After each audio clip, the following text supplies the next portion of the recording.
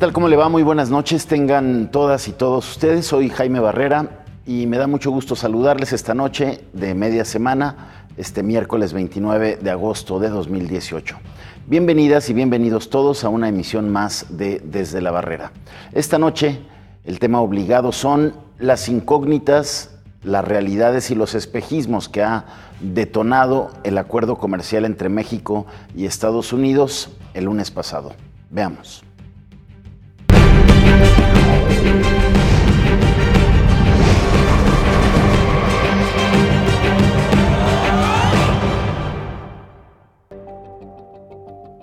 Mientras los analistas tratan de calcular el grado de influencia que tuvo la llegada al poder de Andrés Manuel López Obrador para que se consiguiera un acuerdo en la negociación del Tratado de Libre Comercio, las partes convenidas esperan con suspenso la decisión de Canadá en torno al hasta ahora acuerdo bilateral. El tratado impacta a la economía de 450 millones de personas en esta región y se calcula que su flujo es de al menos $1 billón al año. El punto de inflexión del acuerdo ha sido el sector automotriz. Tendrá una vigencia de 16 años, pero se revisará dentro de 6 años más.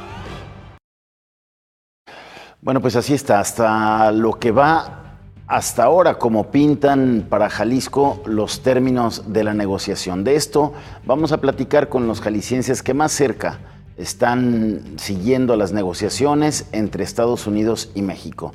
Vamos a platicar vía telefónica con Juan Alberto Porras, presidente de la CAREINTRA, quien permanece en Washington como parte del cuarto de junto, donde la gran expectativa es si Canadá sigue o no en el tratado. Aquí en el estudio nos acompañará también Miguel Ángel Landeros, presidente del Consejo Mexicano de Comercio Exterior de Occidente, quien también ha sido parte del cuarto de junto. Luis Aguirre, presidente del Consejo Nacional de la Industria Maquiladora y Manufacturera de Exportación, el INDEX. Rubén Reséndiz, director del Instituto de Fomento al Comercio Exterior de Jalisco, el JALTRADE, y el doctor Antonio Ruiz Porra, coordinador del doctorado de Economía del Centro Universitario de Ciencias Económico-Administrativas, el CUSEA. Con ellos vamos a reflexionar de lo que vimos el lunes y lo que se ha sabido del detalle de los acuerdos luego de que se dio este entendimiento que respaldaron el lunes los gobiernos de México y Estados Unidos tras más de un año de negociaciones en materia comercial. Es, en estricto sentido, más un primer paso para convertir el Tratado de Libre Comercio en 3 acuerdos binacionales que uno que asegure al 100% el nacimiento del TLC versión 2.0. Así lo dejó claro el propio Donald Trump al hacer énfasis que el NAFTA, por sus siglas en inglés, que siempre condenó por el enorme daño que, según él, le había causado a Estados Unidos, ahora se llamaría Acuerdo Comercial entre Estados Unidos y México. Trump cumple así parcialmente su estrategia de negociar por separado con México y Canadá, pero también avanza en un 50% en dirección de su amenaza de sepultar el TLCAN y hacer acuerdos binacionales con sus países vecinos. Por ello, se abrieron desde el lunes varias incógnitas que tendrán que ser despejadas para tener certeza si el acuerdo trinacional sobrevive o no a la volubilidad y a los cambios de ánimo de Trump, expresados apenas ayer ya que volvió a reclamar a México el pago del muro fronterizo. La primera es saber si los canadienses avalan lo acordado entre sus hasta hoy socios comerciales o la rechazan. Y finalmente, si Estados Unidos busca solo un acuerdo comercial con Canadá que obligue a México a tener que negociar a solas también con los canadienses. Lo que puede impedir que Trump cumpla su eventual plan de convertir el Tratado de Libre Comercio en acuerdos binacionales es que el Congreso de su país solo lo facultó para negociar un acuerdo trinacional, pero el riesgo es que, como ya lo ha hecho, vuelva a desafiar ese mandato legislativo echando abajo los acuerdos alcanzados hasta ayer. Lo que también juega en contra de la evolución del TLC son las presiones sociales con las que ha llegado el gobierno canadiense a la mesa nuevamente para definir en solo estos 4 días los intereses de ese país en el acuerdo, cuando Estados Unidos y México negociaron solo por las últimas 6 semanas. Vamos a analizar también los detalles de los términos de lo negociado entre los representantes de Trump y Peña y del presidente Andrés Manuel López Obrador, del presidente electo, que hay que decirlo, ayudó a destrabar las negociaciones que parecían estancadas. Sin duda, el acuerdo binacional con Estados Unidos es una buena noticia, pero lo mejor, sin duda, para México es que se mantenga el acuerdo trinacional, por lo que Canadá ayuda a atenuar las grandes asimetrías entre nuestra economía y la de nuestro vecino país del norte. El programa de hoy será pues para hacer una primera aproximación de lo que hasta ahora se ha dicho de este acuerdo comercial y cómo impacta a Jalisco y al país. Vamos a una pausa y regresamos para iniciar la charla con nuestros invitados. Quédese con nosotros.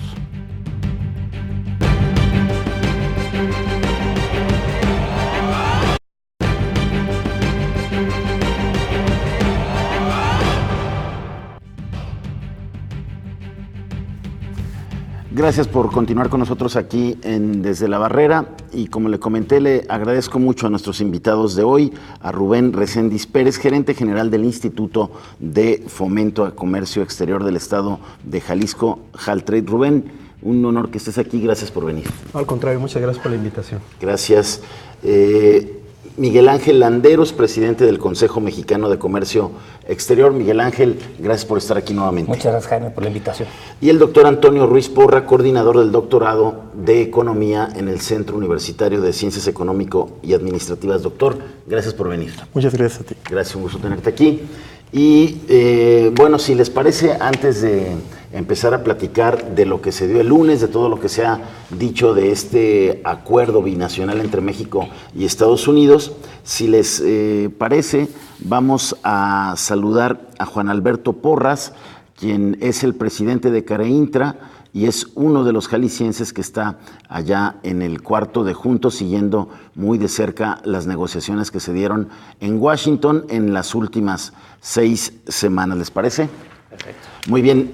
Juan Alberto, ¿cómo estás? Buenas noches, gracias por tomarnos la llamada. Buenas noches, Jaime, muchas gracias por la invitación y saludos a todos en el foro. Gracias, Juan Alberto. Ahí te pusimos ahí en el tuit como negociador. Decíamos que eras negociador del cuarto de Junto y que has estado pues muy pendiente de todas estas negociaciones. Cuéntanos en este momento cómo van las cosas cuando después del lunes de logrado este acuerdo entre México y Estados Unidos, pues la gran expectativa, la gran incógnita es qué va a pasar con Canadá. ¿Qué nos puedes decir? Pues mira, de lo que les puedo compartir es que el hecho de que México y Estados Unidos hayan llegado a un acuerdo comercial en medio de una guerra que ha desatado el gobierno estadounidense, pues tomó al mundo por sorpresa. Lo pudimos ver reflejado en los mercados y eso da mucha certidumbre para los planes que se habían estado un poquito retrasando y guardando mucha cautela en cuanto a expansiones, instalaciones nuevas, proyectos nuevos. Entonces creo que es un hecho histórico el que México y Estados Unidos le da la vuelta al mundo con este acuerdo preliminar de intención de llegar a la nueva versión del Telecan, o cualquiera que vaya a ser el nuevo nombre. Y actualmente se encuentra Canadá en las mesas de negociación, ya tratando los temas trilaterales y con suficiente tiempo para poder llegar al viernes a la posibilidad de anunciar el acuerdo en principio. Juan Alberto, una buena noticia fue que pues los negociadores de Estados Unidos no le cerraron la puerta a los negociadores mexicanos para estar con sus contrapartes canadienses. A ver, otra vez, porque esa parte no te la comprendí muy bien. Sí, vamos, que los canadienses se unen a las negociaciones junto con los negociadores estadounidenses y mexicanos. Había el riesgo, la preocupación de que Estados Unidos quisiera negociar a puerta cerrada con los canadienses como lo hizo con México. Mira, realmente esta situación de las últimas 5 semanas en que en la mesa solamente estuvieron México y Estados Unidos, obedeció a 2 cosas. Una, por un lado, pues Estados Unidos, en igualdad de circunstancias como a otros países, pues de alguna manera el trato no había sido el más terso, no había sido el más el más cálido ni el más fraterno en cuestión de las situaciones comerciales. Y por otro lado, Canadá también dio a entender que la mayor de la problemática que expresaba el gobierno estadounidense era precisamente con México. Entonces, al acuerdo que llegaron es busquen pistas de aterrizaje para los problemas que traen de manera muy marcada entre México y Estados Unidos, y cuando ustedes tengan resuelto la mayoría de sus problemas, nosotros nos incorporaremos a las mesas. Sí había el riesgo que, obviamente, por una situación de dignidad, debido al trato pues un poco rudo de parte de los Estados Unidos, Canadá pudiera haber puesto algún tipo de resistencia para integrarse a las mesas de renegociación, pero yo creo que en una decisión muy madura y muy consciente de que más allá de los gobiernos, el tratado es una herramienta para las empresas y a final de cuentas para la sociedad de cada uno de los países, tomó la mejor decisión, que fue sentarse a buscar los puntos de convergencia en las cuestiones trilaterales y tener la disposición de hacerlo a un ritmo suficiente para llegar a la posibilidad del viernes en que se pudiera llegar al acuerdo ya trilateral. Recordemos que la autoridad comercial en Estados Unidos, que denominamos como TPA, solamente tiene autoridad para negociar un acuerdo trilateral. Claro. De manera que si no se llega a dar la trilateralidad del acuerdo, pues entonces cambiaría totalmente el escenario y bueno, aquí tendríamos que hablar de un supuesto en el que se tendría que posponer todo esto hasta que no se tuviera una nueva autorización y bueno, una serie de circunstancias que esperemos no tengamos que transitar. Ahorita lo cierto es que Canadá, México y Estados Unidos están sobre las mesas, están trabajando arduamente para llegar a zonas de acuerdo, a pistas de aterrizaje sobre los temas y con la posibilidad de llegar a este ansiado viernes después de más de un año de estar en cuestiones de estira y afloje en este tema, ¿no? ¿Cuál es el margen de que puede hacer México para lograr esto que también se quiere, que expresó ya el presidente entrante, el saliente, los equipos negociadores de Peña Nieto y los representantes del equipo negociador también del presidente electo, de mantener el acuerdo trilateral, Juan Alberto? Bueno, la posición es totalmente 100% la trilateralidad del acuerdo. Sí. Siempre se ha basado en ese supuesto, nunca se ha pensado en la posibilidad de un acuerdo bilateral. Y de hecho, a los acuerdos que se han llegado con Estados Unidos en todos los temas álgidos que ya se ha mencionado en prensa, son precisamente tomando a Canadá en cuenta. De ninguna manera estos acuerdos se podrían aplicar de una manera automática a una situación bilateral, sino que la postura de México es: estas circunstancias las podemos adoptar y las podemos generar siempre y cuando sigamos la región de Norteamérica trabajando en conjunto, ¿no? Y si analizamos cuáles eran los posibles escenarios antes de esta renegociación, te garantizo que estamos en el mejor escenario posible, y esto a su vez significaría una evolución muy importante del Telecam y nos compromete a los empresarios también a evolucionar. Muy bien, Juan Alberto, yo te agradezco muchísimo estos minutos, esta comunicación, y desde luego seguimos pendientes. Muchas gracias. Muchísimas gracias a ti, Jaime. Saludos a todos. Gracias, buenas noches. Allá hasta Washington, a Juan Alberto Porras, presidente de la CAREINTRA, y bueno, pues en este momento el único empresario jalisciense que está allá en el cuarto de junto. Tú también, Miguel Ángel Landeros, has estado ahí. ¿Tú cómo ves las cosas? Pues bueno, yo creo que no podemos decir que esto no es bueno. De entrada, hay que felicitar el que se haya logrado llegar a un acuerdo de entendimiento. Claro, hay muchos temas por revisar, pero de entrada eso es bueno porque, como bien dice o comentaba Juan, esto le da certidumbre a la inversión y sobre todo hay algo que recordar, que nosotros seguimos operando con el Tratado 1.0 Por eso el comercio exterior no se ha visto afectado. Seguimos en el desarrollo completo de las exportaciones y las importaciones. Sin embargo, si nosotros no hubiéramos llegado a un acuerdo y esto se hubiera truncado, habría que haber esperado, pero también podía haberse dado la situación de que Estados Unidos hubiera tomado ya la decisión de denunciar el tratado y salirse. Y eso hubiera sido verdaderamente complejo para la economía mexicana, que depende en muy buena medida del comercio exterior. Bueno, ese fue un amago de Trump prácticamente en la campaña y desde que llegó a la presidencia, ¿no? Y sin embargo, es un amago que no tuvo los efectos que él hubiera querido desde el principio, porque México mantuvo su posición de manera muy firme y muy correcta, con argumentos extraordinarios. Y ahora el tema del que mencionaba Juan, de que puede ser un tratado que debe de ser un tratado trilateral, así lo expresó el gobierno de México, así lo vemos los empresarios. Sin embargo, claramente ya se dijo que si por algo ese acuerdo no se alcanza, México tendría que seguir con un acuerdo bilateral. Eso lo mencionaron ya los dos secretarios que nos están representando. No es el escenario óptimo, no es lo que queremos ni buscamos, pero ya alcanzamos un acuerdo en principio y eso no lo vamos a poner en riesgo por ningún motivo, porque de él dependen muchos mexicanos y muchos trabajos. Pero luego si el Congreso de Estados Unidos le dice a Trump, oye, a ver, tú tenías autorización de un acuerdo trilateral, no bilateral, ahí no es como regrésate a cero y empieza. Por supuesto que juegan todos esos temas, pero lo que es muy importante es que a pesar de eso, si se mantiene la voluntad de que lo que se acordó se dé, entonces no se va a poner en riesgo por defender una posición de un tercer país a priori. Yo creo que está bien que México lo haya dicho. El presidente de México se lo comentó al presidente de Estados Unidos cuando tuvieron la llamada y le dijo, ahora esperamos que Canadá se una, resuelva los temas que le faltan y esto se convierte en un tratado trilateral. Muy bien.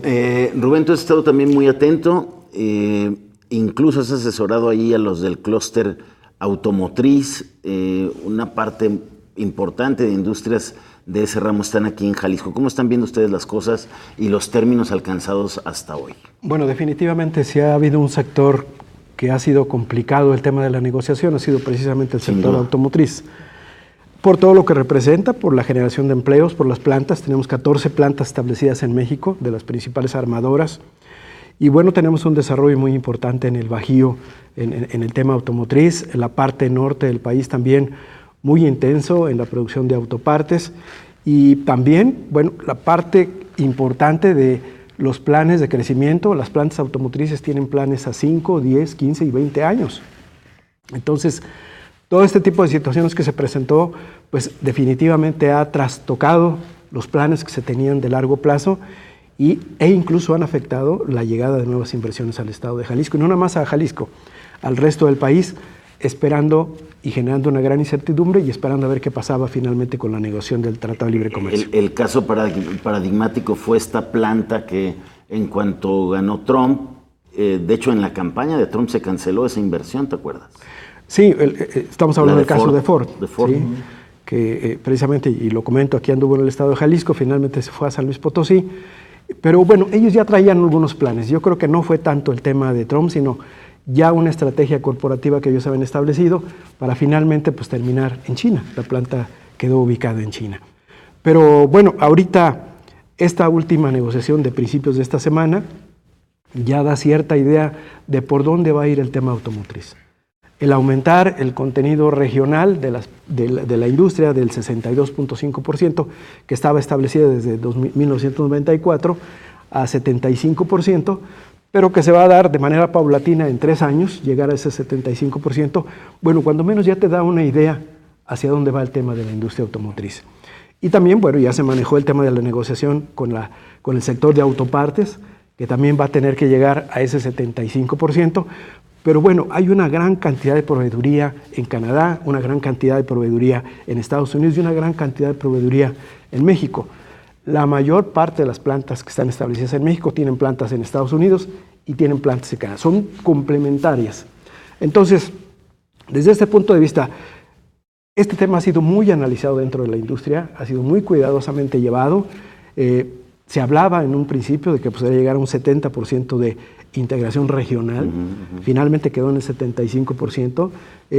Creo que no debe haber ningún problema para llegar a ello, ese 75%. Sin duda ese fue un triunfo de los negociadores, ¿no? Que pudieron bajar las pretensiones de Estados Unidos. Sí, porque Estados Unidos obviamente traía una serie de ideas allí en el tema automotriz, y yo creo que también ha sido una parte de la estrategia de este presidente de Estados Unidos, que pues es un negociador, de acuerdo con él, sus características de él, de haber retrasado el llegar a una conclusión durante tanto tiempo, durante tantos meses, pues prácticamente estamos hablando de 13, 14 meses, con el objeto de detener posibles inversiones de Estados Unidos a México.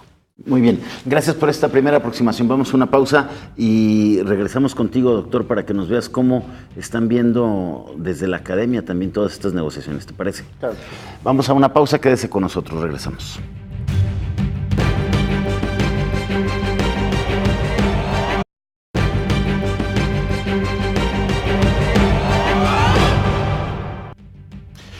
Gracias a todos por continuar con nosotros aquí desde La Barrera. Y bueno, antes de continuar, le enviamos un saludo a Luis Aguirre, presidente nacional de la Asociación de Industriales, Maquiladores y Manufactureros de Occidente. El INDEX tenía toda la intención de estar aquí, pero hay un problema de conexión de vuelos en la Ciudad de México, le impidió estar. Si alcanza a llegar aquí lo vamos a recibir, y si no, Luis, un saludo.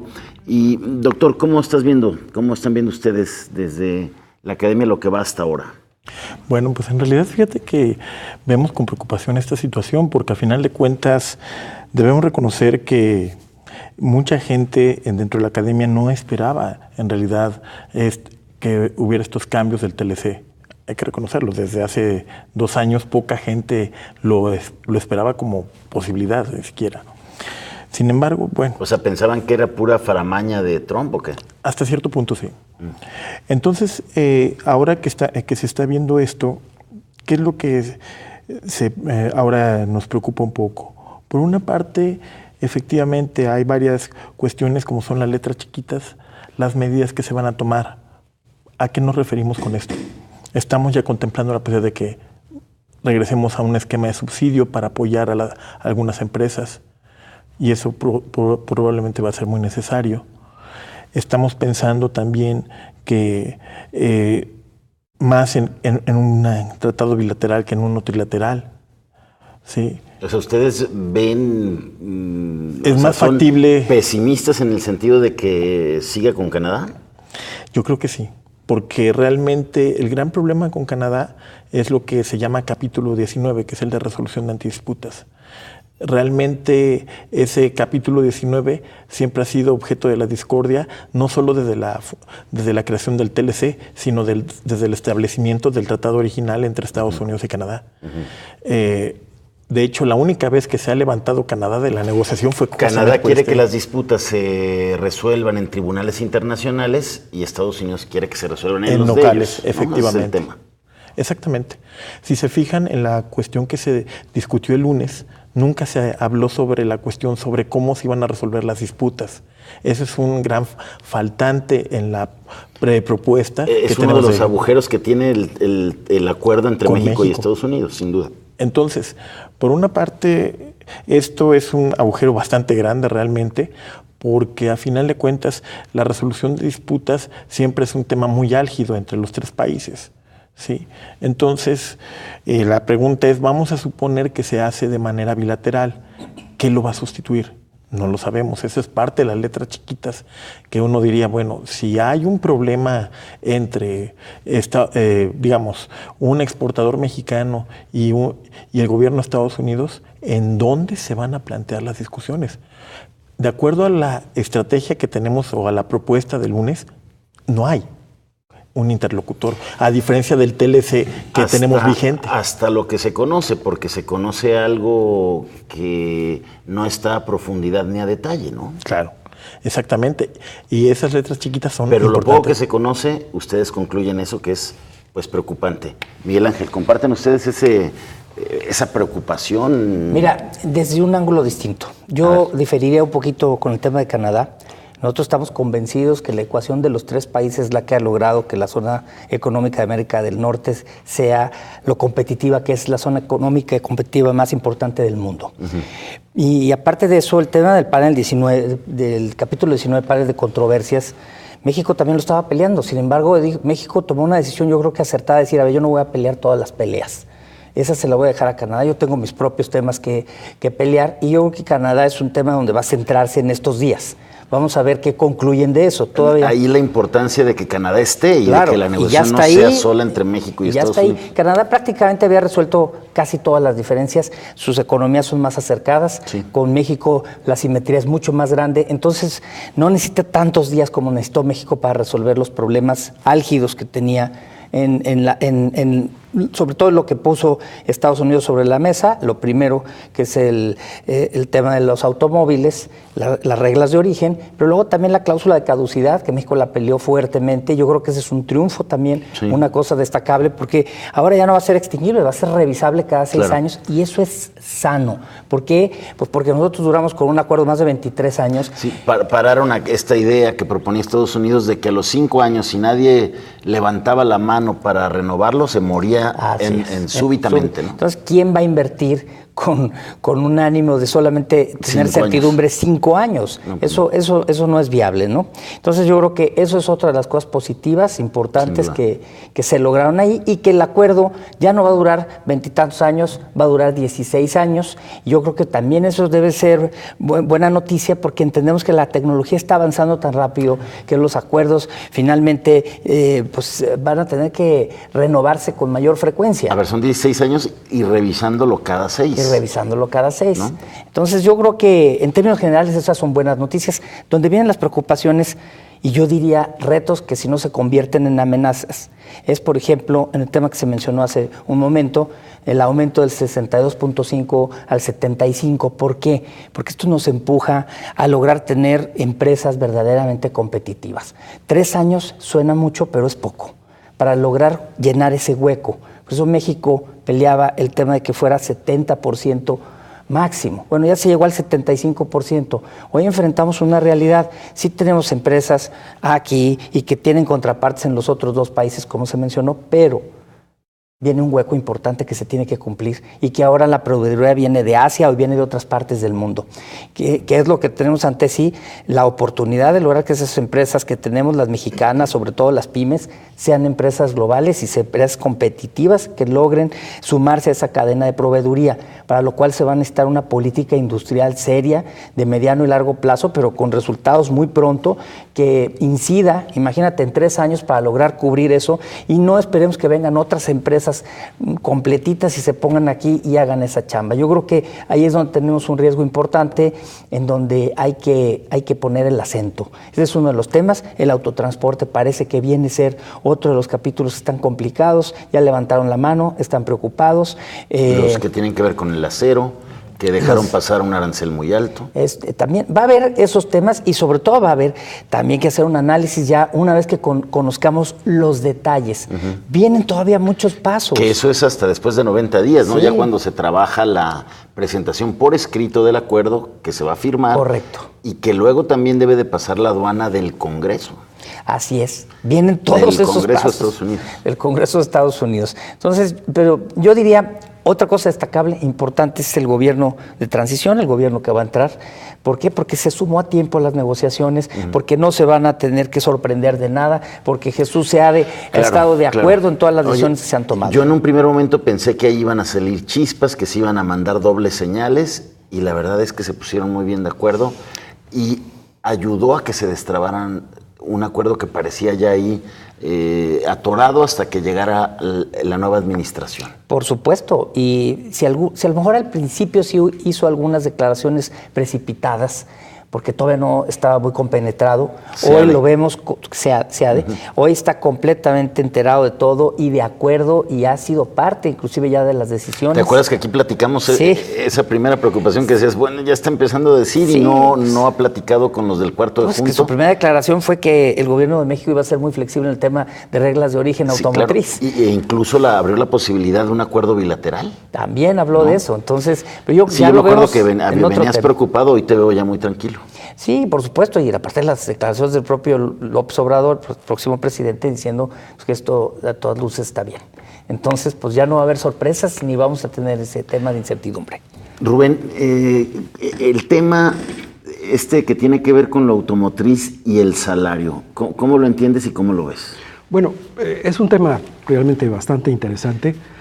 Finalmente la propuesta que quedó ahí en la mesa fue que 60% de la producción se haría en un país donde tenga salarios, por ejemplo, como el caso de México. De $16 por hora, eso no los gana nadie. 40% de la producción sería en países que tengan $16 la hora. Pero bueno, partes que se hagan por trabajadores que tengan ese salario. Así es, pero la industria también evidentemente tiene que analizar muy cuidadosamente qué tipo de vehículos va a fabricar, por ejemplo, en México, o qué tipo de vehículos va a fabricar en Estados Unidos, donde se paguen esos $16 la hora. Finalmente, aquí hay un tema de costos, es un tema de costos que se tienen que revisar muy cuidadosamente para tomar ese tipo de decisiones. También en la parte del sector autopartes quedó dividido en 3 rubros muy importantes también. Hay plazos también para llegar al 75%. Entonces, yo estoy cierto que la industria automotriz ya analizó todos estos temas definitivamente, porque ellos están sentados ahí también a un lado en el cuarto de junto. El haber llegado a este 75% no fue simplemente por casualidad.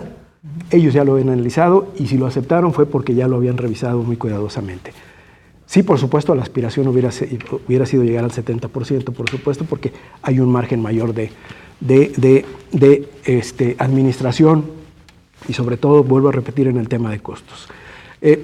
Este tema de los salarios va a ser, yo creo que muy cuidadoso, analizado de manera muy objetiva para poder determinar qué modelos se hacen aquí, qué modelos se hacen en Estados Unidos para cumplir con esa regla. Pero te digo, también la regla tiene sus acepciones y hay que revisarla también cuidadosamente.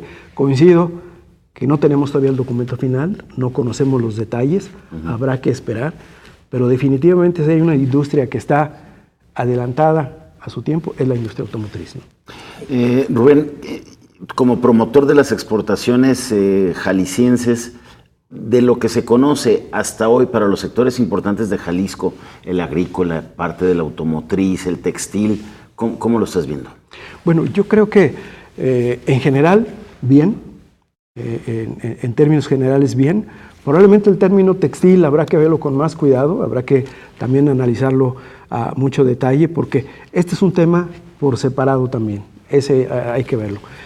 Lo demás, mientras pues, Estados Unidos siga consumiendo, siga comprando y nos siga comprando a nosotros, pues qué bueno. Creo que hubo también un logro importante en estas trabas que le querían poner a las exportaciones agrícolas, ¿no? Estacionalizarlas, que hubiera exportaciones cuando allá estuviera el clima gélido, cuando no tuvieran temporada ellos, en fin. Mira, aquí también hay un tema muy importante de lo que está pasando y yo creo que es relacionado con el cambio climático. California pues acaba de sufrir toda una serie de situaciones muy difíciles, como fue el tema de los incendios. Hay un problema muy serio con el tema del agua en la zona de California. La zona de Florida pues es una zona muy atacada por el tema de los huracanes. Entonces su producción hay que pensarla si realmente va a ser una producción que pueda ser competitiva con México, en esos dos áreas que eran muy ricas de mucha competencia con México. Creo que ahí México será el granero de Estados Unidos, California. Así es, el granero. Así es. Entonces ahí se abre una gran oportunidad también para México de poder abastecer estas dos zonas tan importantes, en la parte oeste y en la parte este de Estados Unidos, con productos mexicanos, pero sobre todo pues nos interesa que sean jaliscienses, ¿no? Miguel Ángel, ¿quería decir algo en un minuto para irnos a la pausa?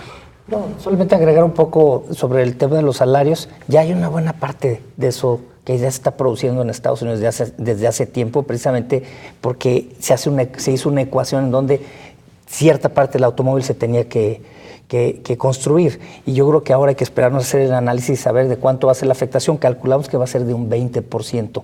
Y ahí es donde va a tener que haber pues, ese esfuerzo adicional para lograr atenuar este tema. Muy bien, vamos a ir a una pausa y vamos a regresar para tratar de llegar a unas primeras conclusiones de esto que hemos discutido y que tiene que ver con este acuerdo inicial entre este entendimiento entre México y Estados Unidos en espera de la conclusión que haya este viernes, que es el límite para ver si Canadá pues permanece en lo que es este acuerdo trilateral. Quédese con nosotros, regresamos.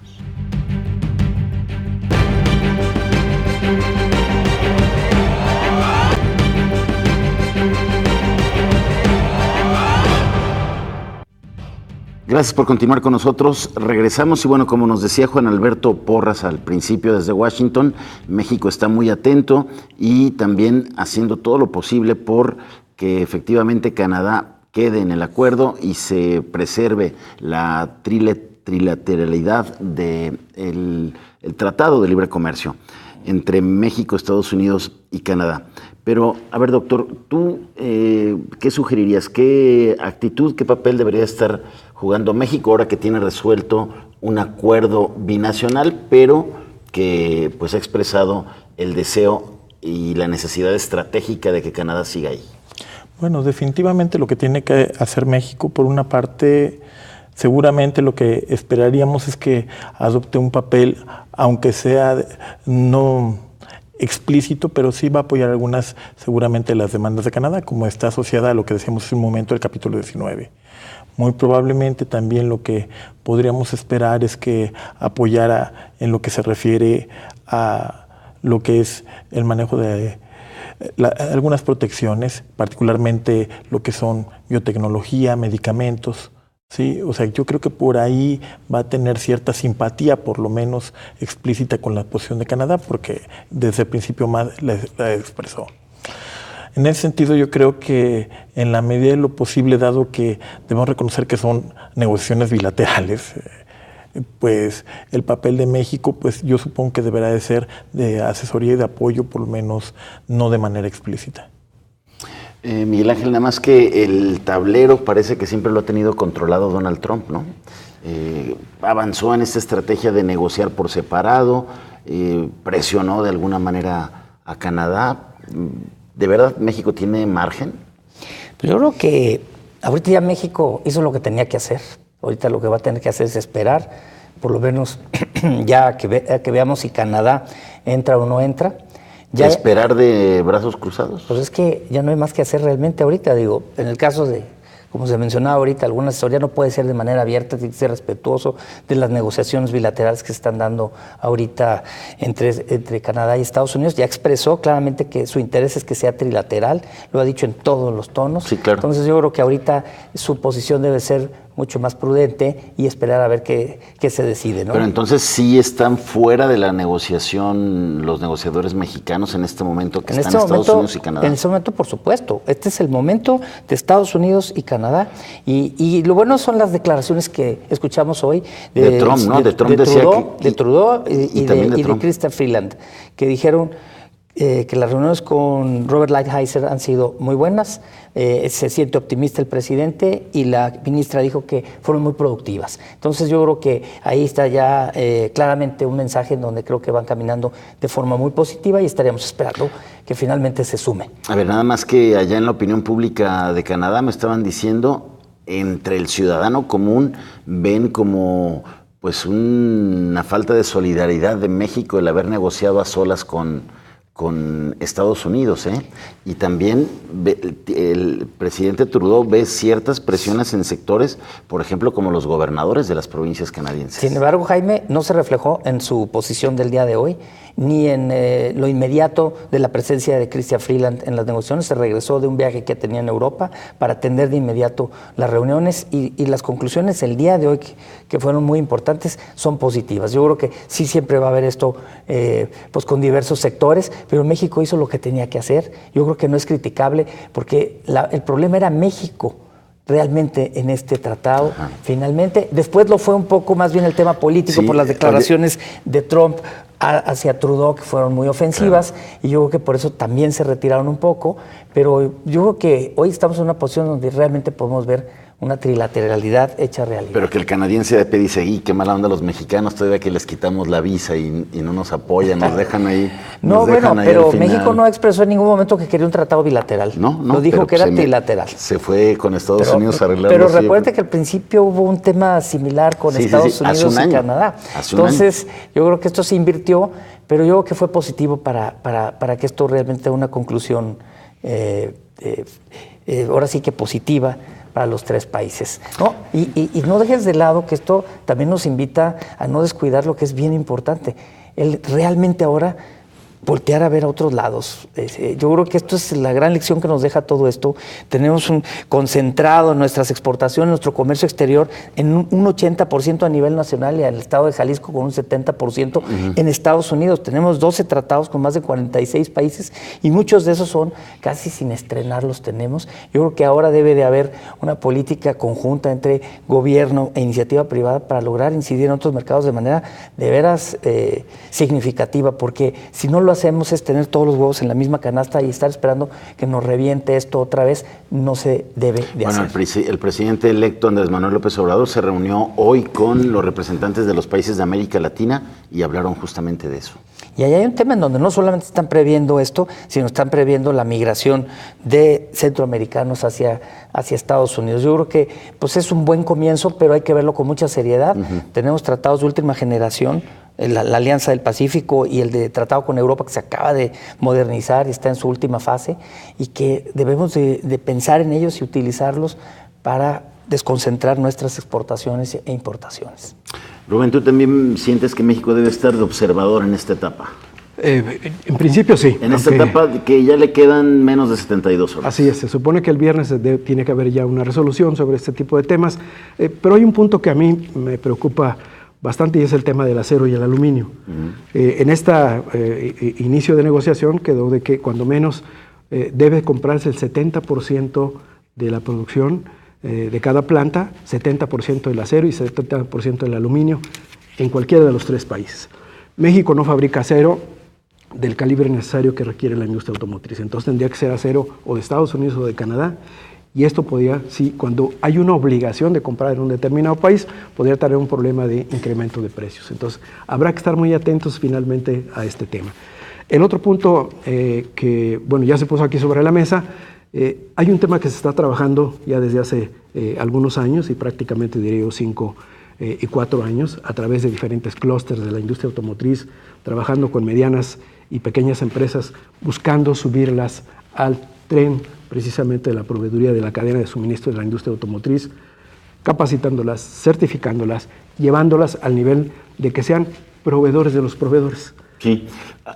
Algo que pasa muy claramente en estas naves industriales de Lagos de Moreno, ¿no?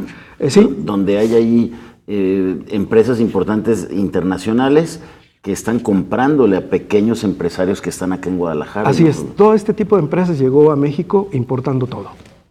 Y poco a poco han tenido la necesidad, sobre todo por el tema del costo logístico, han tenido que empezar a buscar proveeduría en México. Y a capacitar incluso, ¿no? Y a capacitar incluso apoyando económicamente a algunas de estas empresas para modernizar su maquinaria o su equipo, llevando a veces a técnicos mexicanos a sus países de origen precisamente para el tema de la capacitación. Entonces, ahí sí, coincido con Miguel Ángel, hay que hacer una política todavía mucho más fuerte para incrementar ese tipo de situaciones e incrementar la participación de pequeñas y medianas empresas dentro de la cadena de suministro. Muy bien, sí. Y cuando se conozcan los... falta, ¿no? ¿Qué será? ¿Qué plazo le das para conocer a detalle y a profundidad el contenido preciso de los acuerdos y las letras chiquitas que van a venir necesariamente una vez que sepamos si Canadá se queda o no en el tratado? Bueno, definitivamente tenemos que pensar que está sujeto en buena medida a tiempos políticos, porque por una parte, suponiendo que hubiera un consenso esta semana, tendríamos que esperar 90 días para efecto de que hubiera aprobación por parte de los congresos de los tres países, que eso es... No, pero eso es después de la firma, ¿no? Sí, claro. O sea, si Canadá acepta y llegan a un buen acuerdo, se van a tomar la foto Trump, claro, Peña y Trudeau. Sí, claro, indudablemente. Y ya después viene una revisión en el Congreso de Estados Unidos que pudiera cambiar las cosas. ¿Crees que las pudiera cambiar? Yo creo que sí. Yo creo que ahí sí... debemos considerar que son tratados, en realidad son entendimientos hasta este momento, preliminares. Entonces todavía es posible que haya margen de negociación al final, asociado a los congresos, por una parte. Además hay que recordar que, bueno, tenemos particularmente un cambio en Estados Unidos asociado a elecciones. Entonces, pues y también... en Canadá también. Claro. Entonces, en Canadá en noviembre del año que viene. Entonces, pues, si se deja pasar el tiempo, pues, digamos, pasando noviembre, posiblemente podríamos esperar todavía un rato para que pudiéramos definir cuáles van a ser las letras chiquitas. Sí, ¿crees que de lo que quede en el Congreso de Estados Unidos le puedan variar mucho los términos? A ver, Jaime, vamos a ser claros, no todo fue bueno para México. México sacó cosas buenas, pero seguramente Estados Unidos está contento. Por algo se llegó a un acuerdo. Este es un tema en donde si no hay satisfacción de las dos partes no se cierra, y más con la presión que le metió el presidente de Estados Unidos. A ver, porque la pregunta es, el tequila que le ofreció Peña Nieto era para haber terminado con un NAFTA horrible, ¿no? Sí. Ahí se lo dijo por teléfono y enfrente Trump a Peña Nieto. Pues sí, entonces yo creo que por eso estamos ahorita suspicaces y esperando a ver todo el contenido, porque seguramente hay cosas muy positivas. De entrada, lo positivo que dijimos, que hubiera certidumbre, pero habrá muchos temas en donde pues ellos traen ventaja en algunos temas y nosotros en otros. Habrá que conocerlo, habrá que analizarlo, pero no todo fue para México, ni lo va a ser. Este es un tratado en donde se tiene que ceder en algunas cosas para sacar en otras cosas y para mantener lo más importante, que es el tratado. Rubén, nos va a salir muy caro quitarle lo horrible al NAFTA para que Trump esté contento. Yo espero que no, finalmente. Porque también, si no, ¿qué va a presumir, no? A sus votantes y a los congresistas. Bueno, lo primero que hizo, lo vimos precisamente esta semana, fue mandar un mensaje a sus electores diciendo que pues ya prácticamente había desaparecido el Telecán y que ya Estados Unidos había impuesto sus condiciones. Y que dice, ya no le vamos a llamar así, es horrible. Así es, fue muy mediático, ¿no? Digo, el hombre maneja muy bien los medios y su mensaje que mandó a sus electores pues fue en ese tema. Pero ya cuando empezamos a ver realmente algunos resultados, te das cuenta que no es tanto así esa euforia, ¿verdad? Ahora, vamos otra vez también, vamos esperando los documentos finales para poderlo analizar y entonces sí poder decir, salimos perjudicados o no. Yo creo que finalmente vamos a salir beneficiados. Lo que necesitábamos también, coincido, en el tema de tener certidumbre y poder ya empezar a planear a largo plazo. Sí, bueno, creo que es una mejor noticia que no se haya llegado a un acuerdo, ¿no? Así es. Indudablemente. Doctor. Sí, yo creo que definitivamente, al menos el acuerdo que se plantea el lunes, por lo menos efectivamente da certidumbre, particularmente algunas áreas donde no había regulación, comercio electrónico, por ejemplo, da alguna certidumbre en materia automotriz. Indudablemente sí va a haber algunos retos y algunas cosas que todavía se van a tener que trabajar. Eso yo creo que es la gran ventaja de lo que se llegó.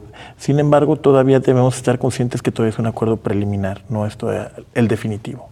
Muy bien, en 30 segundos, si el viernes pues Canadá no llega a un acuerdo con Estados Unidos, ¿qué hay que hacer de parte de México? Estaremos viendo ya el cómo México y Estados Unidos van a buscar mecanismos para mantener el acuerdo preliminar que tuvieron para ir por un acuerdo bilateral. ¿Y Canadá entenderse en los términos del TPP o qué? Sí, México ya lo había platicado México, que trabajaría con Canadá a través del TPP.